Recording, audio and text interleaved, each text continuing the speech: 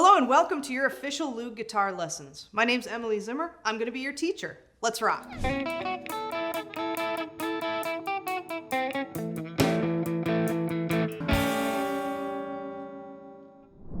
going to teach you how to hold your Loog guitar. Now, holding the guitar is a funny word because what we don't actually want to do is hold up the weight of the guitar with our hands. We need to leave our hands free for playing. If you have a guitar strap, like I have, you want to make sure that it's attached properly at the strap buttons here and here. And then you can let that guitar hang from your shoulder. So make sure you stick your strumming arm through so it's not just hanging from your neck, and it should be on the same shoulder as the side that your fretting hand is on.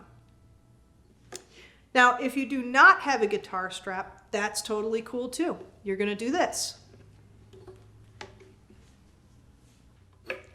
You're going to just set that guitar down on your lap.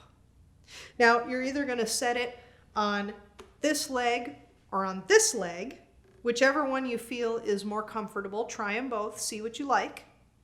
And this curve right here, this is made for your leg. So just set it right there on your lap. Now the weight of the guitar is actually held between your lap and this arm like that. Now one thing that we don't want to do is we don't want to be holding up the weight of the guitar with our hands. You shouldn't be holding the weight because you need your hands free for playing. So if I just hold the guitar like this, I'm free to play.